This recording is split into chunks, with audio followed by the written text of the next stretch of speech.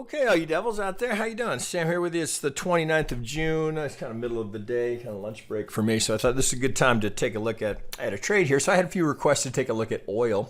Seemed like a reasonable day to do it. And this is some interesting, well, we're kind of at an interesting location here. So I thought I'd do this. Now, I have it up here on the CFD of U.S. oil, and I do that because many of you may not be comfortable trading this in the futures market and or not want to allocate that much margin. So the option here would be to trade it with your FX broker through the CFD, which you can do, and you can trade much smaller size there. But I personally would trade this in the options market, so I thought that might be just another chance to demonstrate how we might apply what we see here technically to an option trade to reduce not only the risk, but also, well, I think to a certain extent, and for many of you, the amount of capital you'd have to allocate to the trade. Now, the count is questionable here because this would be if it's a, well, let's get this down here, right? So here's the low, right? If we had, right at zero. So just, the old, so after that free fall, saying, right, the cure for low oil prices is low oil prices. Well, there's zero, right? Now we're back to the $40 mark. I don't think we'd have any argument that we have an impulse coming down. So the 1, 2, 3, 4, free fall to zero. I think we can call that an impulse. So it seems to be related to the ABC here. So we have a low at zero.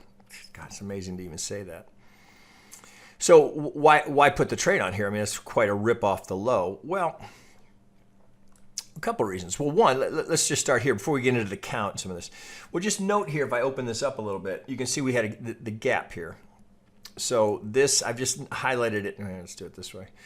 I've just highlighted it in red just to show you here. So we have now officially filled the gap, right? So with the break of that pivot, we fill the gap. Now we have just another little, just a bit of structure here. I just wicked off this low so we can see that this little pocket here between these two lines is kind of point of interest. Now note here the divot we have in the volume profile. All right, so there's been no market acceptance here, right? So you can see why, right? There's one trade.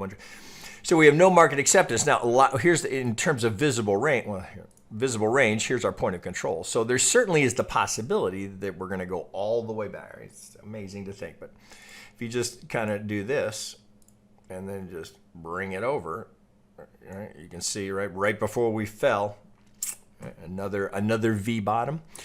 Well, I think there is a reasonable case. Just thinking. Just common sense in terms of worldwide demand for oil. I mean, you don't have to be an economist or a specialist in macro trends to anticipate the potential for a slowdown in oil demand due to the virus. Now, of course, they're doing everything they possibly can to try and reduce supply. So there certainly is risk in this trade, right? So it could very easily, we could pop back and then we just have another, just V. Now it's very possible. So one of the things I like about a trade like this is that you're going to get your answer relatively quickly. You're likely not going to have to stay here because if this breaks, well, I say as I have this wicked off, if you break this level at 42 and change, then my suggestion would be to unwind this trade that I'm about to propose to you. But the additional factor here, of course, highlighting these two pivots would be from the last pivot high, right? So just take, I'm sure any of you looking at oil have all done this, right? So what is framing those two lines? Right, if I'm it's damn near to the tick if I get right on it. So those two lines are framing the golden zone. And what do we do? Right? Again, note, this is an important distinction. I highlight this all the time. Here's the 618 to the tick reaction, right? So no question we got a reaction there from an algorithm, right? So then we go back into the golden zone. No, see, it's never this, well, I shouldn't, pardon me. Very common to see the 618 get tagged and then a push beyond the 618 so that all those that don't know about the 65, that put their stop just a tick beyond the 618. Look, you got that nice push off the 618, so they're going to put their stop one tick beyond the 618. What happened to them today? All right, stopped out. Or, well, pardon me, that was last week. They stopped out. All right, that's right. So in the golden zone, right? That's why you have to accommodate the 65, right?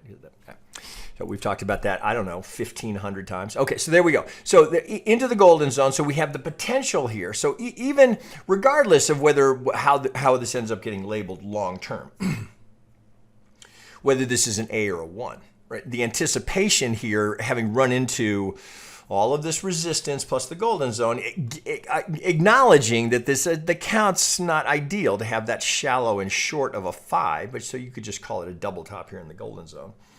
The subdivision works, right? I went through, measured it all. 3 is just barely, well, pardon me. The extension is in 1, 2, 3 is just barely longer than 5. So the count is valid, but that's the kind of, it's close enough that you certainly would want to check it. So we do have a valid impulse coming into this. There is an ABC into the 4, but this would be a very skinny 5. So recognizing that, you'd want to use this upper range here. So was 42.50. So if we're breaking into 43, then likely this is the kind of trade you'd want to bail on. So because we're trying to cut it so close to the edge here, right, looking for that, the risk reward likely to be favorable. So again, regardless of whether or not, here, I'm going to take this one off just to free up the screen. Regardless of how we end up labeling this, the whole point of the trade is to catch this, right? It's to catch this little pocket here. All right, so if we're coming down, again, whether it's a 1 or an A, if we just use that, so somewhere down here, well, there's $21, right? And we've got this little pivot right here. So if I put that right there off of that structure high, all right, so let's put that, we'll put that in white here. So here would be a reasonable target. So again, if we don't know, but if this is just getting started, maybe there's an A, B, and then we'll come down. Well, I won't do it in 5. We'll come down for the C. So anywhere in this range. So again, we talked about this a little bit in terms of constructing a trade. So if you're putting together, if you're just going to do it in the CFD, right? So you'd want to look for a short here, stop just beyond that. So there's, I guess 43.06, right? So there's a target. So you've got 9 to 1 there, right? Reasonable risk reward here. Now, right? It's not for everyone, right? There's definitely some risk here. But with a CFD, you could trade in the micros or minis, so you don't have to take all the risk that you would in the futures market. But you've got, damn near a 10 to 1 there, right, in terms of what you're risking to if we can get a 50% or something down towards this pivot. Now, note here we also have this little pivot right here at the proposed 1 high, and that could be tied to some of this structure here. So let's say we only got that, right? Even if you got that, there's almost 6.5 to 1. I'll bring that down here. There's about 6.5 to 1. Right, so very nice risk reward. You're going to know relatively quickly, but do you want to put that on in a CFD? If you want to put it in futures, prepare to park some money there just to hold the margin. So my view is here, whenever I can get into a trade like this where I have a very tight amount of risk but nice potential. I mean, shit, we could get a 12 to 1, right? You get something more substantial there. You could get that. Now, how long does it take? Well, of course. In terms of putting a question on time, we want to let the market try and guide us here. So this is, of course, where we might use some geometry. So what do we have here? All right, so if I put the whole thing back together, what do we have in crude? All right, the golden corner pocket. Now you can make the case here that we had a golden corner right here, which we did. Right, although it wasn't in the golden zone. It's even sweeter when it's in the golden zone. So there now, but the count wasn't complete here. You couldn't have finished that count there.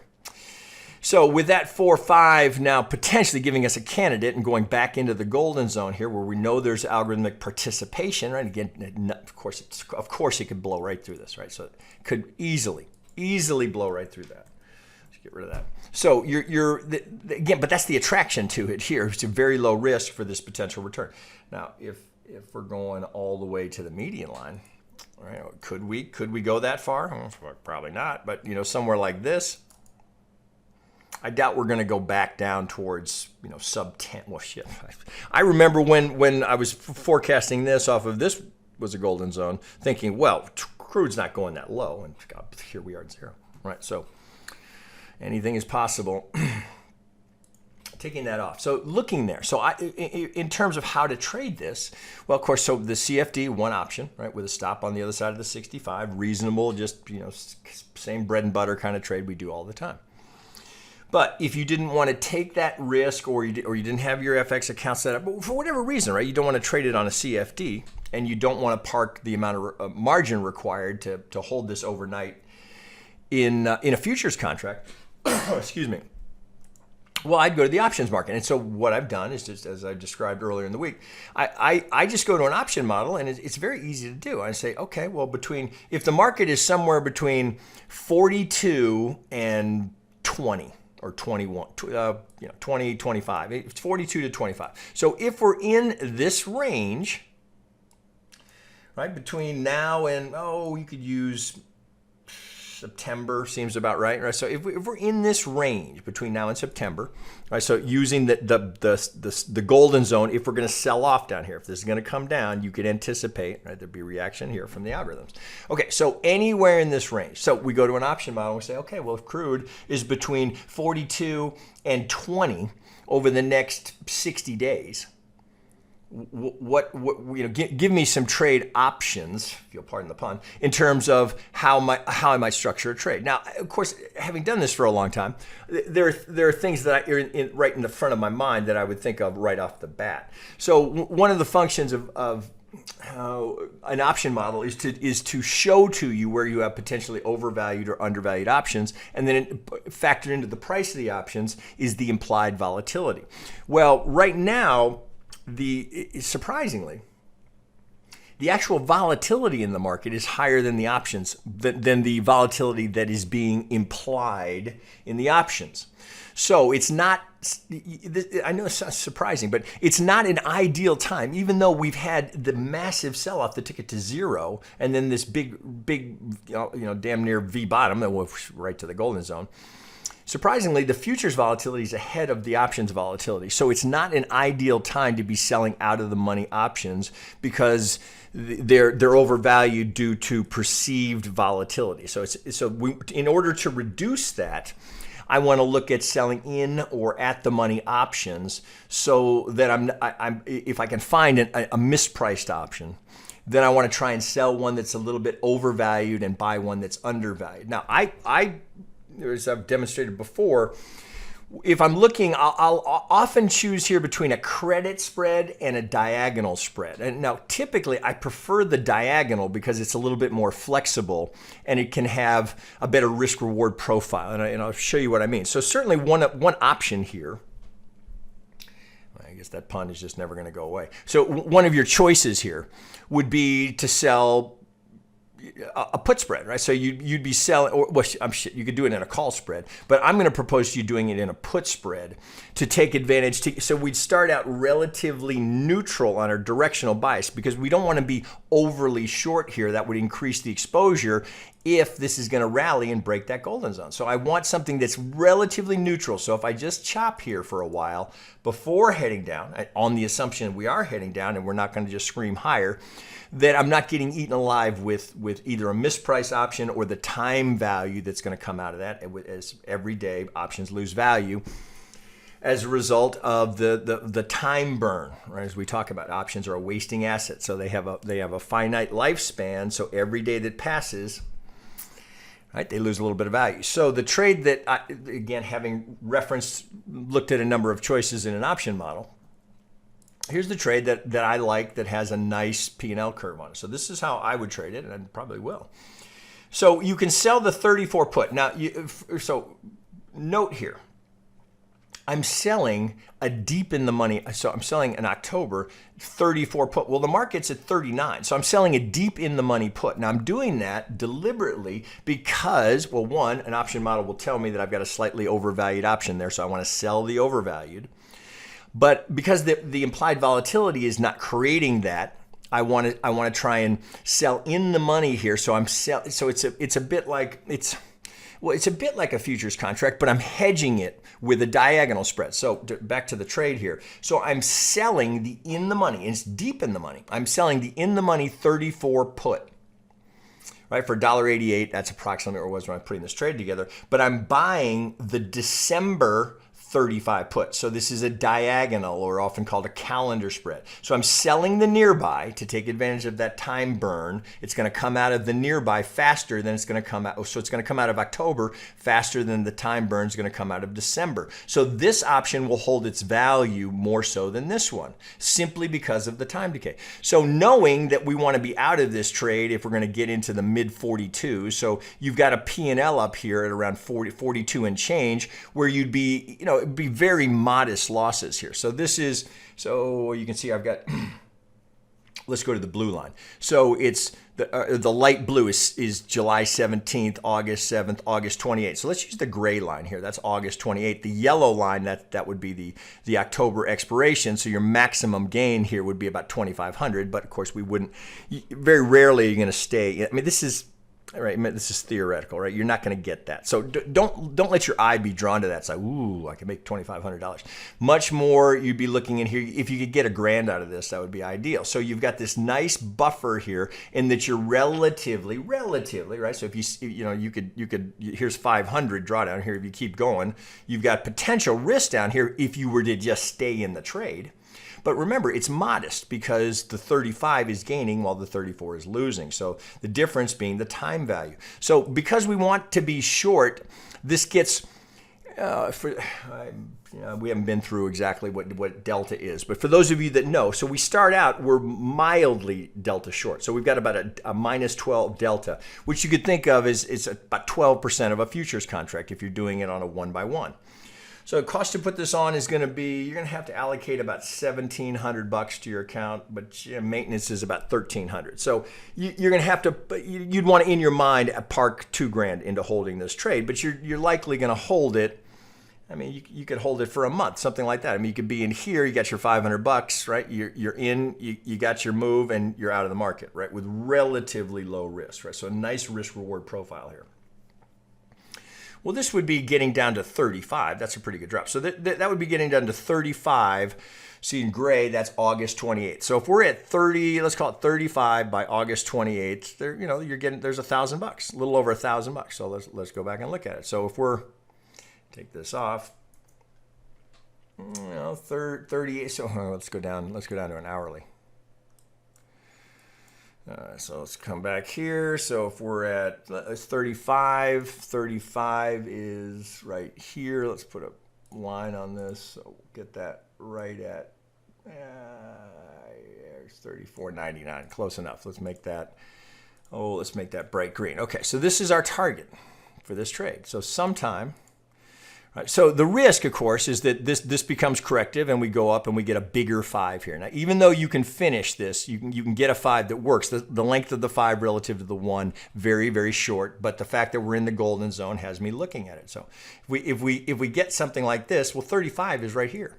So we could just do an ABC. Now, if it does it, well, that would be July 20th. So let's go look at that, right? If it does it by July, here's light blue is.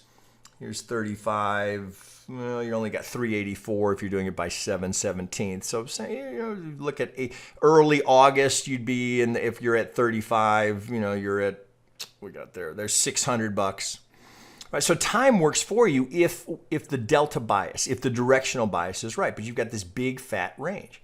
So even here, you go to the end of August, there's $1,000 again. The gray one being mid to end of August. So we come back here. You doesn't have to go too far. Now, if you're right about the direction, and let's pull back here, and you get a bigger sell-off. So if this pivots up here and we start a 1-2 or an ABC, or perhaps this is corrective, and then we get another leg up, and it's hard to say. We could have I suppose you could have an expanded B here. You can kind of see that.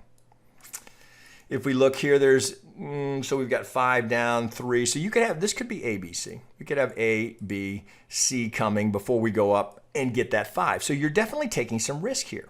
But you're going to know relatively quickly. And then again, my point here being, look at the range you've got here between 42 and 43. So if it's up there at the end of August, you're still actually, you're about breaking even. So at the end of August, your break even is 43.27. So it will have broken the golden zone. It'll be on the other side of the golden zone, which would be your exit anyway. Right? But if it just hovers or this becomes significant resistance, we've got all of this time decay. Right? And then again, factor in how you're making a prognostication about a slowdown in energy demand and the fact that supply, the motivation to get supply into the market from the Saudis and the Russians and the other players in the market will be substantial. So they're not known for being very disciplined about restricting supply. So you're making that. just kind of macro projection that crude demand, energy demand should be soft, particularly, with the COVID crisis. Now, normally you might not be thinking that going into the summer months, right? We have more driving. Well, shit, I guess we're already in the summer months, but you'd be anticipating there would be more demand for crude because people are driving. Well, are they driving now? Are they traveling? Right, so all of the things that you would factor in just looking, but ultimately you'd use the 65. You'd use the technicals as your exit. Break the 65, bail on the trade. You've got all sorts of cushion up here. So you're in the market, you're hedged. You don't have undue exposure over here, but you have nice upside here. But you're going to have to park. Well, so you're going to have to park 2 to try and make 1, which is very common with option trading, right? You're going to the margin you're going to hold. You're not going to get the same 6-to-1 that you'd get in the futures market or with an FX trade via CFD. But look at the cushion here. All right, so that's the idea. Okay, guys, there you go. That's probably giving you enough to chew on. I'll keep sprinkling these in terms of ideas here. Now, many of you are not going to have clarity on exactly what we're doing here because we haven't really done a lot of trading on options, but I'm just starting to introduce it here because it does look like, based on the surveys that we did, that there's enough demand for us to do it. All right, so there you go. A few things to think about. Again, this is selling the October 34 put and then buying the December 35 put. Okay, guys, there you go. Have a good one. Talk to you.